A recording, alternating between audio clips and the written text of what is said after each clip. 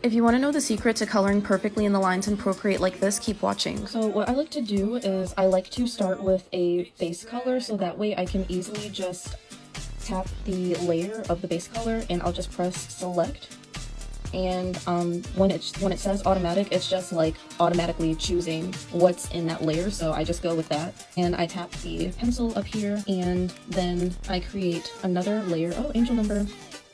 Now we are ready to color perfectly inside the lines without it getting anywhere else.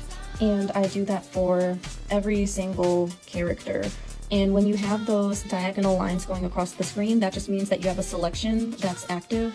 So your pigment is only going to be in the selection. It's not going to go anywhere else where you see the diagonal lines or anything. To make things easier on myself, I put all of the other things on their own layers as well. So like the shirt is on its own layer, the hair is on its own layer, her skin of course is on its own layer, and her eyes.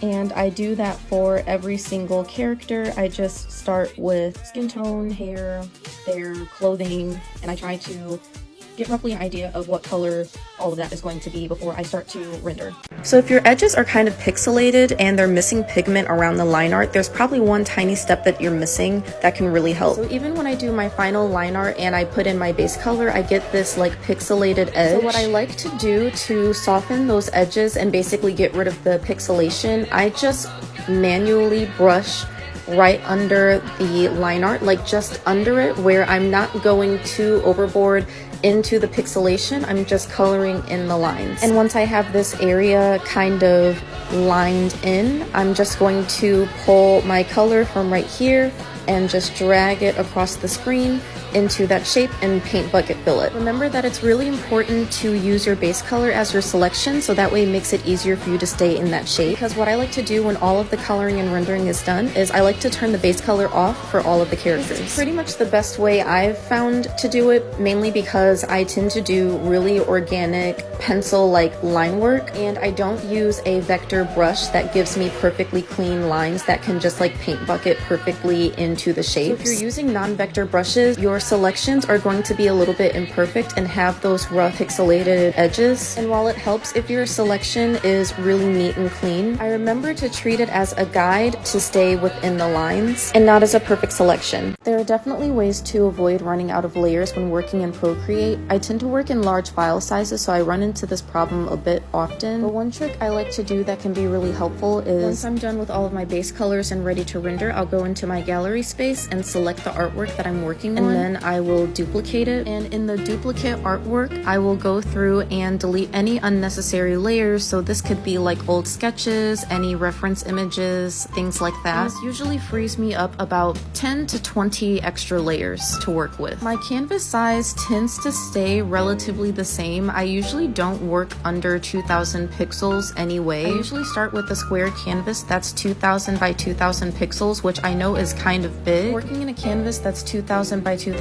pixels will give you exactly 163 layers, so sometimes that can be enough to work with depending on your creative process and your painting style. I usually limit myself to 2 or 3 layers for rendering the separate assets like the skin, the hair, the clothes, etc. And I do all of that rendering stuff on a clipping mask and usually just merge down as I go. And once I'm done rendering an individual character, I'll merge their assets together and move on to the next one. The method that I showed is a little bit different from using a clipping mask. So these right here are clipping masks, and the cool thing about a clipping mask is that you don't need to be a selection to keep your colors from going anywhere that isn't already in the layer that you have it clipped to. So whatever you have in the original layer, that's the only area where the clip mask will actually be visible unless you unclip it. And that's mainly if you do a lot of rendering and want a bunch of layers. Alternatively, you can use a feature called Alpha Lock, which basically allows you to color whatever is in that layer and just keep it only in that space. It won't go anywhere outside of that, and you don't need to be in a selection or use a clipping mask or anything. The only difference with that is that everything is on one layer. So if you like to layer things and stack things on top of each other and kind of play with opacity and stuff, then you might want to use layers and clipping masks. But if you are doing a lot of flat colors, or you're really confident in your rendering style, or just whatever your creative process is like, then you might want to do an alpha lock instead. And no method is necessarily better than the other. Ultimately, it just depends on your painting style.